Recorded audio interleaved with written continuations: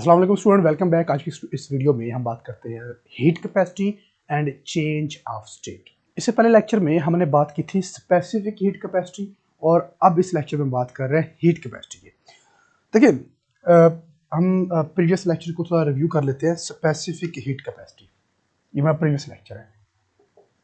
Specific heat capacity, specific heat capacity, specific मतलब fix, यानी कि वो वाली हीट जो एब्जॉर्ब होती है, इसको हम अगर डिफाइन करके कहेंगे द अमाउंट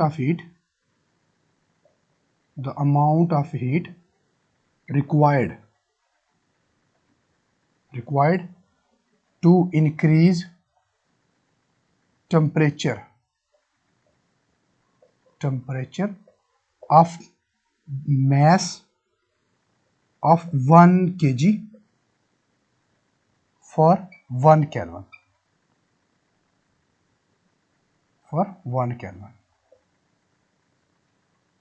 ठीक हो गया।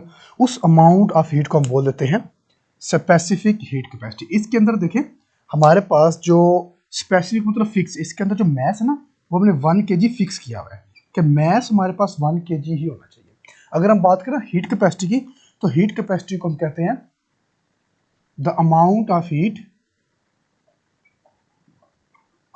Of heat required to raise the temperature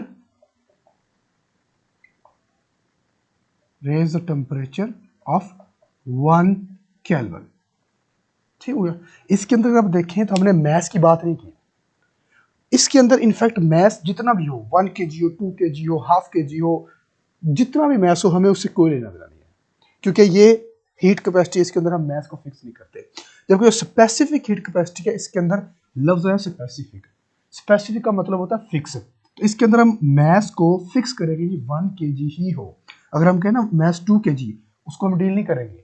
हम बात करेंगे अगर मैस 1 kg है तो जितनी एनर्जी रिक्वायर्ड होगी उस 1 kg मैस का टेम्परेचर 1 केल्विन इंक्रीज करने के लिए, उस अमाउंट ऑफ एनर्जी हम कहेंगे स्पेसिफिक हीट कैपेसिटी।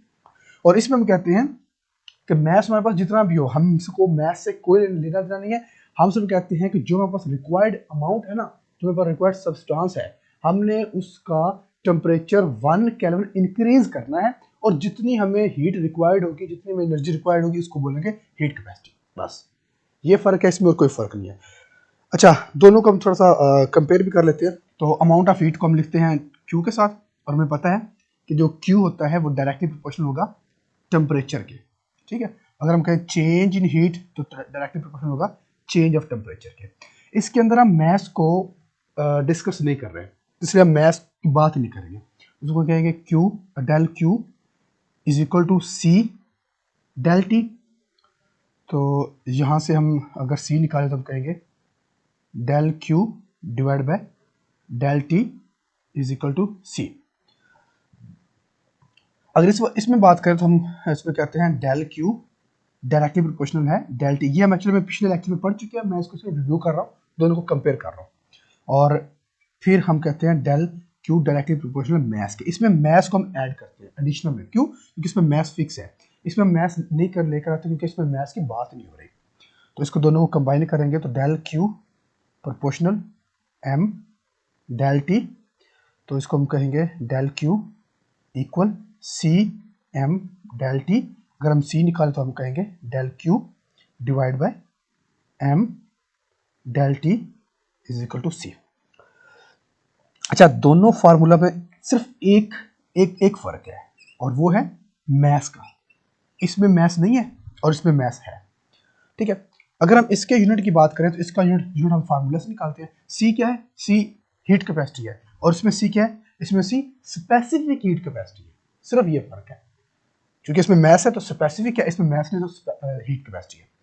इसका यूनिट हमारे पास होगा, यूनिट हम हमेशा फार्मूला से निकालते हैं। तो del Q, Q is the amount of heat. तो हीट क्या होती है? Heat is a form of energy.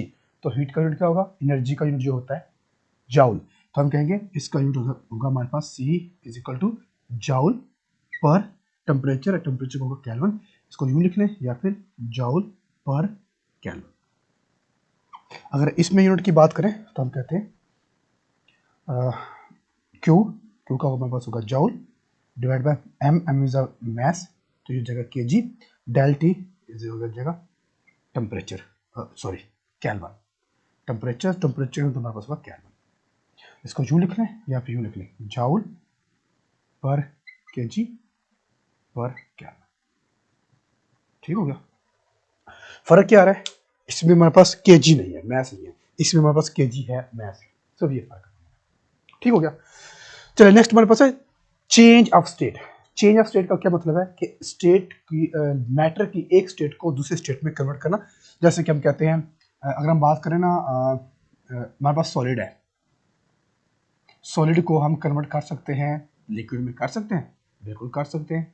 और लिक्विड को हम गैस में कन्वर्ट कर सकते हैं, बिल्कुल कर सकते हैं। कैसे, हम हीट अगर प्रोवाइड करना सॉलिड को तो वो लिक्विड में कन्वर्ट हो सकता है, और फिर लिक्विड जो है उसको हीट प्रोवाइड करेंगे तो वो गैस में कन्वर्ट हो सकता है।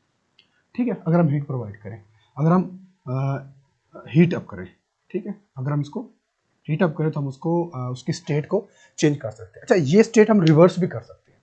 रिवर्स कैसे, सॉलिड को लिक्विड में किया, लिक्विड को गैस में किया, इसको हम रिवर्स भी कर सकते हैं। हम गैस को लिक्विड में कर सकते हैं, बिल्कुल कर सकते हैं, तो गैस को लिक्विड में कन्वर्ट कर सकते हैं और लिक्विड को सॉलिड में कन्वर्ट कर सकते हैं। लेकिन इसके लिए हमें कूल करना पड़ेगा, हमें इसको कूल करना पड़ेगा, कूलिंग प्रोसेस होगा, हीट अप नहीं होगा बल्कि कूलिंग प्रोसेस होगा। ठीक हो गया। तो हम स्टेट को, एक स्टेट को दूसरे स्टेट में चेंज कर सकते हैं, बिल्कुल इसी तरह कि हमारे पास एक आयरन है या हमारे पास बर्फ है, आइस है, वो सॉलिड फॉर्म में है, उसको हम या तो रूम टेम्परेचर पर रख दें, थोड़ा टाइम लगेगा, या फिर इसको हम आग के ऊपर रख दें, बर्तन में डालकर, तो लिक्विड बनना शुरू हो जाएगा, पानी बनना शुरू हो जाएगा। अगर हम और उसको गर्म करते रहेंगे तो वो स्टीम बनना शुरू हो जाएगा, गैस बनना शुरू हो जाएगा। अब क्या करते हैं, इसका रिवर्स प्रोसेस करते हैं। गैस है यानी कि वही स्टीम है, उसको ठंडा करना शुरू कर देते हैं, वही स्टीम, गरम गरम स्टीम पकड़े और जिसमें गैस निकल रही है उसको फ्रीजर में रख दें। अब क्या होगा, गैस कन्वर्ट होना शुरू हो जाएगी, पहले वो लिक्विड में कन्वर्ट होगी, यानी कि पहले स्टीम ठंडी होगी, उसके बाद लिक्विड कन्वर्ट हो जाएगा सॉलिड में, यानी कि बर्फ बन जाएगी। ठीक है, ये state of change of state होते हैं, हम इसको आराम से कर सकते हैं। तो ये था हमारा टॉपिक जिसमें हमने पढ़ा है हीट कैपेसिटी, जिसको हमने कंपेयर किया स्पेसिफिक हीट कैपेसिटी के साथ, और फिर हमने बात की है चेंज ऑफ स्टेट की। और अगर इसमें कोई आपको प्रॉब्लम हो तो आप उसको जरूर डिस्कस कीजिएगा, जरूर शेयर कीजिएगा। नेक्स्ट लेक्चर में पढ़ते हैं latent heat of fusion and latent heat of evaporisation. तब तक के लिए इजाजत।